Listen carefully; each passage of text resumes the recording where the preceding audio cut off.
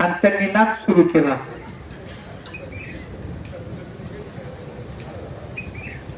आता ते संन्याशाला विष आहे. नर्तकीचं नृत्य त्याच्यासाठी काही चांगलं आहे का? ते विषय आणि नुसतं चेतन हा विषय नाही, जड सुद्धा पदार्थ विषय. स्वामी चक्रधर महाराज म्हणतात, तुम्ही भाजीची आशिया जाल ना. तुम्हाला भाजी म्हणजे काय? भाजीचं पान काय हो? वृक्षांना खा म्हटले.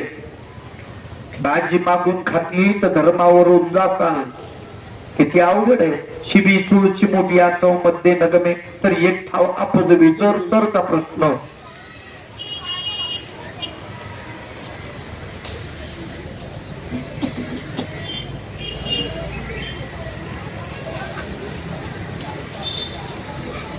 कैची पाहिजे का? हे पण मला वाटलं कैची.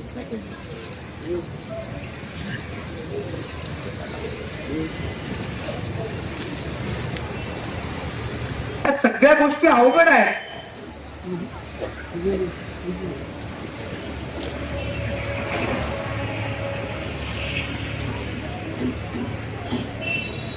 म्हणून संन्यासी माणसाला विषय हे विष आहे. तस या कामाख्यानं किती ज्ञान सांगितलं तर तिला ज्ञान बरं वाटत आहे का? ते नाही. तिला काही आवडून नाही राहिलं ते ज्ञान. आपुली साधना वाया दिली कामाख्या म्हणी क्रोधावली तीव्र शब्दे बोलू लागली ब्रह्मांड नायका. आता चिडलेली आहे. कोण? कामाख्या.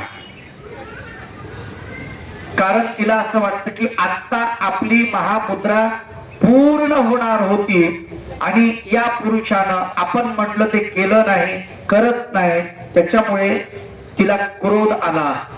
ती क्रोधून तीव्र शब्दानं ब्रह्मांड नायकाला चक्रपाणी भगवंताला बोलायला लागली. याचक तुझ्या दारी आला रिक्तास्ते परत गेला देवा तुझ्या सामर्थ्याला बोलू लागेल. मी याचक बनून तुझ्या दारी आली आहे. याचक म्हणजे काय? भिकारी, भिक्षुक. याचक म्हणजे भिक्षुक. मी भिक्षुक बनून तुझ्या दारी आले मागण्यासाठी आणि तू माझी मागणी पूर्ण करत नाही. त्याच्यामुळे तुझ्या सामर्थ्याला तुझ्या दातृत्वाला बोल लागेल. लक्षात ठेव, जर मी रिकाम्या हाताने परत गेले तर तुझ्या दातृत्वाला बोल लागेल. ब्रह्मानंदाच्या वल्गना विषयानंद असेल साना तू त्यासही देऊ शकेना. ब्रह्मानंदाच्या वल्गना का करीतोसी? अरे विषयानंद लहान असेल, साधा लहान क्षुद्र आनंद तू देऊ शकत नाही आणि ब्रह्मानंदाच्या वल्गना करतोस, ब्रह्मानंद देतो म्हणतोस. कशाला करतोस या गोष्टी? या गप्पा काही उपयोगाच्या नाहीये. मी अजन्म येथेच ठाकेन कोठे जातील रे पळून माझी साधना पूर्ण करीन प्रतिज्ञा ही माझी. ते म्हणे मी इथून जाणार नाही, मी इथेच थांबेन, माझी साधना पूर्ण करेन आणि तेव्हाच मी या दारातून बाहेर जाईन. तोपर्यंत मी जाणार नाही. उभीच राहिली सुंदरी एक पाय आत एक बाहेरी. सप्त दिवस सप्तरात्री तिष्ठत होती. 7 दिवस आणि 7 रात्री ती तिथेच उभी होती. देव म्हणले उभी राहा. तू किती उभी राहिली तुला काही कोणी मतदान करणार नाही. काय बरोबर आहे? कारण तुझा मनोदयच चांगला नाही. तुला जे पाहिजे ते मिळणार नाही, त्याच्यापेक्षा वरच पाहिजे तर मी देतो. पण गंमत अशी असते ना, आपल्याला जे पाहिजे तेच मागतो आपण. कल्पवृक्षाची गोष्ट भगवंत सांगतात. उन्हाळ्याचे दिवस आणि त्या उन्हाळ्यामध्ये कडक ऊन पडलेलं आणि एका कोष्ट्याचं मागाचं वेव मोडलं. दांडा हातमाग असतो की नाही, त्याचा सरळ दांडा जो तो मोडला. मोडल्यामुळं तो निघाला शहरामध्ये. एक ते लंबी सरळ दांडी घेऊन येऊ. रस्त्यामध्ये उन्हामुळं एका ठिकाणी थांबला, थोडं सावलीला. कडक ऊन होत. थोडं खाली कलरला पडला. खाली वर बघितलं तर सरळ डाळी दिसली. म्हणला काय सरळ डाळ्या आहे त्याच्या, काय सुंदर याचं वेव होईल. वेव म्हणजे लाकूड त्या मागासाठी, आत्मागासाठी. यानं असं म्हणायला आणि ते लाकूड तासून तुसून खाली पडायला एकच झालं. हे म्हटलं लई चांगलं, आनंद झाला याला. यानं खांद्यावर टाकलं काय ते लाकूड, निघालं घरी. कल्पवृक्षाला वाटलं अडाणी माणूस आहे बिचारा, याला कळत नाही. याला सोनं नाणं हिरे माणिक मोती देऊ आपण, पण याला मागायला पाहिजे ना. मग कल्पवृक्ष त्याला म्हणतो, अगा ए मानवा, ए माणसा थांब. त्यानं पाहिलं इकडे तिकडे कोण बोलतोय. म्हणलं कोण बोलतोय मला दिसत नाही, मीच बोलतोय. म्हणला झाड झाड बोलायला तुझ्यासोबत. वा वा वा वा. म्हणलं आजपर्यंत बघितलं नाही, कधी ऐकलं नाही. ठीक आहे काय म्हणतो. अरे म्हणलं तुला काय पाहिजे ते माग. ते असं काय पाहिजे ते मागू. हा म्हणलं काय पाहिजे ते माग. ठेव आणि एक लाकूड दे. असंच अरे सोनं चांदी काही मागायला पाहिजे, हिरे माणिक मोती मागायला पाहिजे. ठीक आहे. त्याच्या डोक्यामध्ये एकच काम की हे मोडलं तर दुसरं लाकूड मला कामात येईल ना. पण त्यांना हिरे माणिक मोती काही मागितले नाही. तस परमेश्वरीला मोक्ष दान द्यायला तयार आहे. पण ही म्हणते की तू मोक्षाच्या वल्गना करतो, काय उपयोगाचं ते. हे नकोय मला. मला जे पाहिजे तेच मला दे आणि मी ते घेतल्याशिवाय राहणार नाही. नकशिकांत कामे भरली, अति सुखाची आस धरली, जैशी उर्वशीच अवतरली उंबऱ्यावरी पै. नखशिकांत कामे भरली. तिला वाटलं की मी यांना माझ्या ताब्यात घेईन म्हणजे घे. अरे ते काही माणूस आहे का.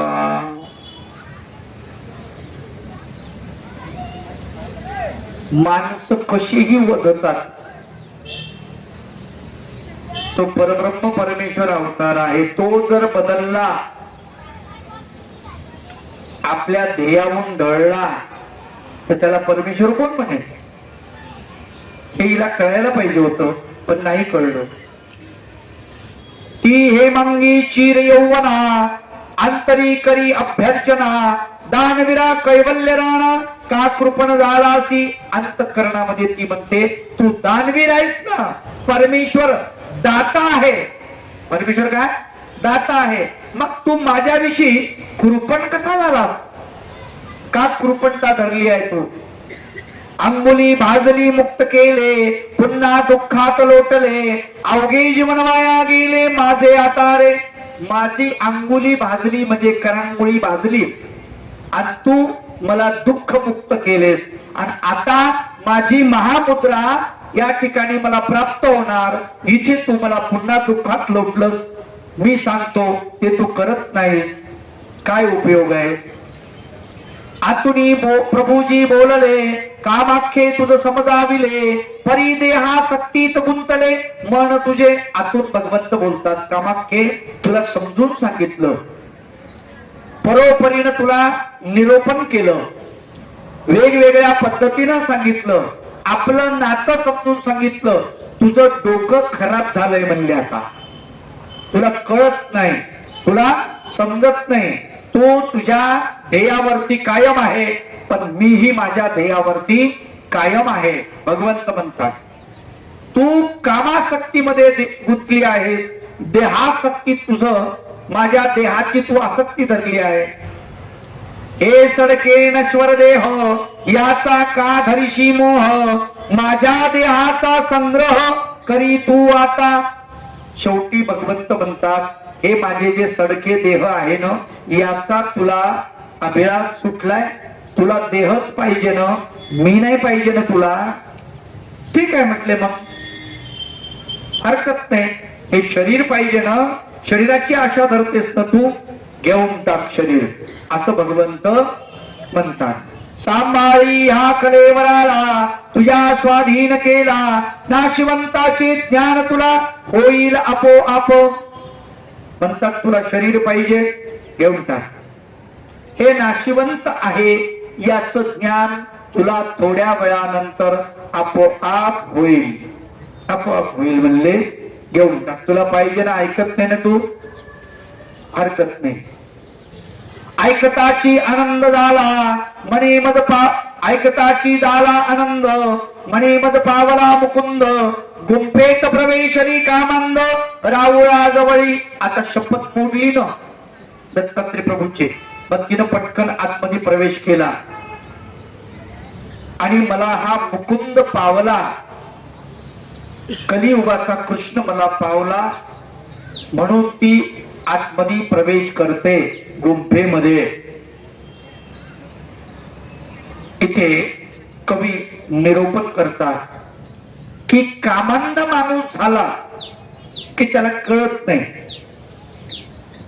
कामांध म्हणजे कामाने अंध, इच्छेने अंध. माझी इच्छा पूर्ण झाली पाहिजे असं ज्याला वाटतं आणि तो त्या गोष्टीने जर आंधळा झाला तर तो त्याच्यासाठी काही करतो, काही करतो. कामांधान कळे धर्म, कामांधान कळे कर्म, कामांधान कळे वर्म परमेश्वराचे.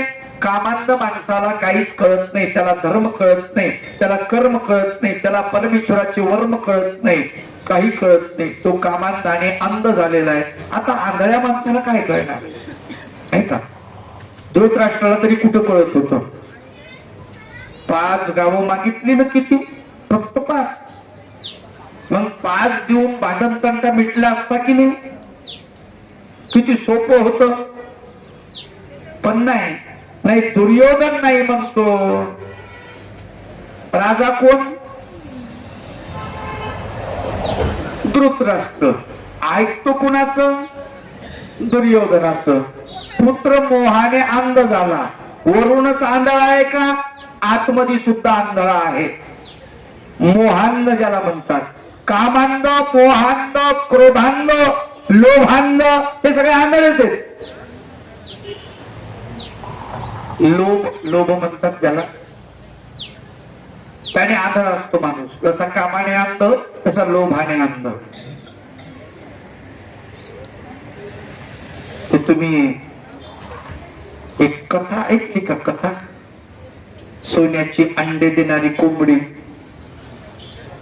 एका माणसाला कोणीतरी दिली म्हणे, दररोज एक सोन्याचं अंड द्यायची.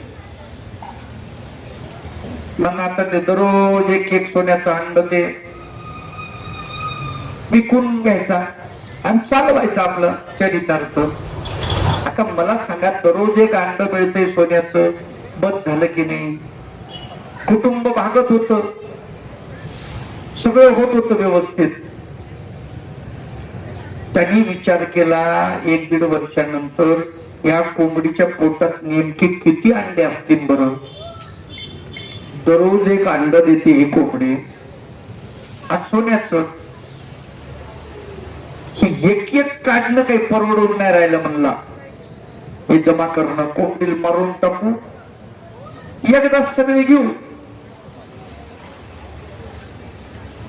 आता कोंबडीला मारले, तिचं पोट फाडलं, त्याच्यात अंडे सापडले. पण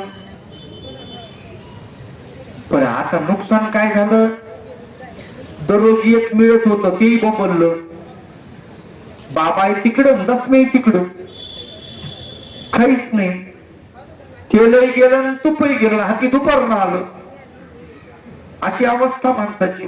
लोभ, हा लोभांध, लोभाने अंध झालेला माणूस आता बऱ्याच वेळेस लोक फसवतात आपल्याला. नवीन कंपनी निघाली म्हणते, तुम्ही तुमचे पैसे याच्यामध्ये इन्व्हेस्टमेंट करा आणि तुम्हाला 2 ते 3 वर्षात दुप्पट होतील. आता 3 वर्षात दुप्पट कुठलीच बँक देत नाही. या माणसाला वाटतं चांगली गोष्ट आहे, बरं आहे. मग आता 4-5 वर्ष ते कार्यक्रम चालतो. मग आता 3 वर्षामध्ये याने 1 लाख रुपये टाकलेले दुप्पट झाले, काढून मोकळं व्हावं की नाही. हे म्हणत नाही, पुन्हा अजून आपण 2चे आता 4 होतील 6 वर्षानं, म्हणून ते पुन्हा टाकून देतो. 7 वर्ष झाले, 7 वर्षांनी 4 लाख मिळाले याला. मग आता यांना आता तरी काढून घ्यावं की नाही. हे म्हणतो पुन्हा आता 9 वर्षांना आपल्याला याच्या दुप्पट होतील, म्हणजे 8 मिळतील एकदम. लई चांगली गोष्ट आहे, ते टाकून देतो. 7व्या वर्षी ते दुकानच बंद करतं, त्याचं बोंबललं, याचं सगळंच गेलं. आणि येऊन अटॅक येतो याला, दवाखान्यात घरून पैसे भरा. कशामुळे घडलं? लोभ. आती लोभ वाईट आहे, लक्षात ठेवा. लोभ पापस्य कारणम, सगळ्या पापाचा अग्रगण्य लोभ आहे. कामांध, लोभांध, क्रोधांध, विषयांध आदळे सगळे. लक्षात, ही कामांध जर असेल माणूस तर कामांधाला धर्म कळत नाही, कामांधाला मर्म कळत नाही, आणि कामांधाला परमेश्वराचे वर्म सुद्धा कळत नाही. नारदाला कळलं का कामांध झाला तर? नाही कळलं. 16,108 स्त्रिया आहे म्हणे तुझ्याकडे कृष्णा, एखादी मला देऊन टाक. तुम्ही 16,108 बायका करून मोकळे, आम्ही तुमचं नाव घेणारे म्हणे आम्हाला एक बी नाही. देव म्हणले घेऊन जा, जिथं मी नाही तिथली. केवढी फजिती झाली, नारदाची नारदी झाली, 60 पोरं झाले नारदीला, सगळे मरण पावले. किती अवघड गोष्ट आहे हे का. पण माणसाला कामुक पुरुष हा आंधळा असतो. आतमध्ये शरीर सोडून दिल्यानंतर कामाख्या त्या गुहेमध्ये गेली, त्या 7 पाताळ गुंफा 7व्या गुंफेत शिरली आणि तिला आनंद झाला. तिला वाटलं आता हा पुरुष मला भेटला, पण तिथे काहीच नव्हतं. कामांधाना हीच ममता, कामांधन करी चिंता, अयोग्यता आणि योग्यता न ओमगे तयासी. कामांध माणसाला ममता नसते. कामांधाने अंध झालेली माणसं आपण पेपरला दररोज वाचतो, बातम्या टीव्हीला पाहतो.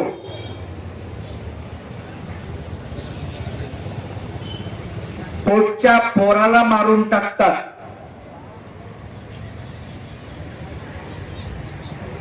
कामांधाने अंध झालेल्या माणसाला, लहान लेकरांनी यांची विषय क्रीडा जर बघितली तर ते लोकाला जाऊन सांगेल म्हणून त्याला मारून टाकतात. पतीला मारून टाकणारे बघितले, 2-2, 3-3 लेकराच्या माया कशा निष्ठुर होतात तेच कळत नाही. बरं तेच का माणसंही तसली, ही सगळी कामांधाने अंध झालेली आहे. त्याच्यामुळे निष्ठुर आहे, त्यांच्यात ममता राहत नाही. कामांना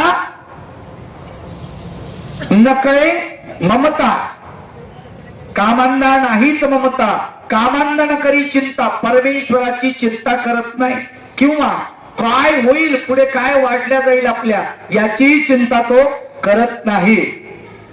आणि योग्यता अयोग्यता आपण करतो ते कर्म योग्य आहे की अयोग्य आहे याचाही त्याला काही तारतम्य नसतं. आदो प्रणिपात करूनी साधना प्रित्यर्थ प्रार्थुनी स्पर्श करी प्रभूच्या चरणी कामांध होणी. आदो प्रणिपात केला, कामाख्याने अगोदर चक्रपाणी भगवंताला नमस्कार केला, प्रणिपातो नमस्कार केला, अगोदर प्रणिपात केला. नंतर साधना प्रित्यर्थ प्रार्थुनी, माझी महामुद्रेची साधना जी आहे ती पूर्णत्वाला न्यावी आपण अशी प्रार्थना केली. आणि नंतर चरणाला स्पर्श केला भगवंताच्या, कामांध होऊनी. पुढे काय घडलं?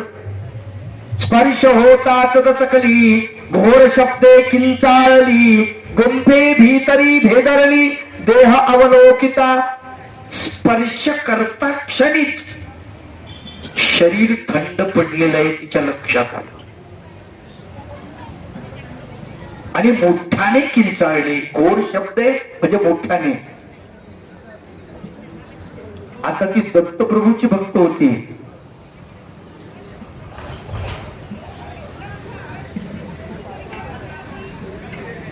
किंचाळली मोठ्याने. तिच्या लक्षात आलं शरीर थंड पडलं, याचा अर्थ शरीरात असलेला जो योगी पुरुष आहे हा निघून गेलेला. आणि त्या शरीराकडे पाहून घाबरली ती की मी इतका हट्ट करायला नव्हता पाहिजे, ही चूक झाली आणि देह सोडून दिला. आणि भगवंत म्हणाले तू ऐकत नाही ना, तुला देहच पाहिजे ना माझा, घेऊन टाक. हा सडका देह तुला पाहिजे याची अपेक्षा तू करतेस ना, घेऊन टाक. आतलं प्राणोत्क्रमण झालेलं आहे. आतला जो परमात्म तत्व आहे ते तिथून निघालेला आहे. त्या देहाचा चक्रपाणी भगवंतानी त्याग केलेला आहे. आतले स्वरूप निघून गेले, केवळ प्रेतची उरले, सगळे पाषाण गहिवरले पाताळ गुंफेचे. त्या पाताळ गुंफेचे जे पाषाण आहेत, दगड आहेत भिंतीचे, ते दगड सुद्धा गहिवरले. कामाख्ये काय केलंस तू? त्या योगी पुरुषाला देह सोडायला भाग पाडलंस, वाटोळ केलंस तू. अगं हा आम्हाला इथे निज सुख देत होता, पाषाण गहिवरले पाताळ गुंफेचे. कारण पाषाणांनाही कळलं की भगवंत आता इथून निघून गेलेले आहेत, त्या देहामध्ये भगवंत नाही. आत्ता तिला अनुताप उत्पन्न झाला. अरे अरे मी किती वाईट आहे, खरंच माझी चूक झाली, इतका हट्ट नव्हता करायला पाहिजे.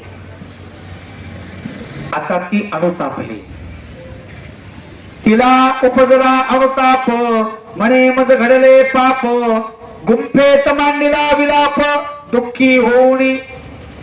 आणि ती विलाप करते, आलाप करते. काय म्हणते?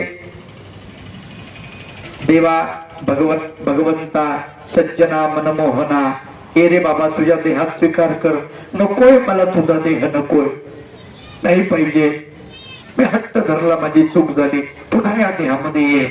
पण आता तिच्या मनानं होणार नाही. जे घडायचं नव्हतं ते घडलं होतं. त्याच्यामुळे आता तिने किती प्रार्थना केली तरी परत त्या देहामध्ये भगवंत प्रवेश करतील अशी शक्यता नव्हती. योग साधनेच्या बळे नश्वर देह प्रत्येजिले स्वधर्मासी श्रेष्ठ मानिले श्री चक्रपाणीने योग साधनेच्या योग धर्माच्या बळाने द्वापार युगामध्ये त्रेता युगामध्ये योगी लोक आपला देह योग बळाने काढून घेत असत. आत्मा त्या देहातून शक्ती लावत त्यासाठी योग सामर्थ्याची आपले पायाचे जे खोटे असतात ना, खोटे पंजाच्या वरचा भाग, तिथे मिथुन अग्नी असतो. हा मिथुन अग्नी जठर अग्नीत आणतात. इथे पोटामध्ये जठर अग्नी असतो.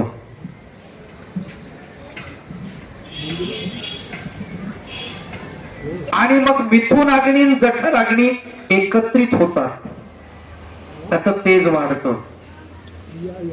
मग त्या दोन्ही अग्नींना तो योगी आपल्या योग बळाने सामर्थ्याने इथे आणतात मस्तकामध्ये. इथे ब्रह्मांडाग्नी असतो.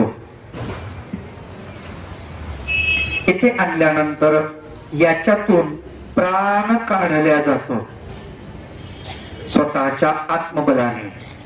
किंवा देह जर समजा जाळायचा असेल, इथे अग्नी तिन्ही अग्नी एकत्रित झाले, प्रज्वलित झाले की तो देह पूर्ण आपोआप जळून जातो. भगवंताने योग बळाने आत्मतत्व जे आहे ते या देहातून बाहेर काढलं आणि कामाख्या तिथे विलाप करते आहे. कुसुमातुनी गंध निघणे किंवा भानूपासून किरणे तैसे देहातून या जाणे ईश्वर स्वरूपाचे. ज्याप्रमाणे फुलामधून सुगंध बाहेर पडतो, फुलांना सोडून सुगंध निघून जातो, फूल तसंच राहतं, सुगंध सोडून निघून जातो. ज्याप्रमाणे सूर्यामधून किरण बाहेर पडतात, अशा प्रकारे भगवंत त्या देहातून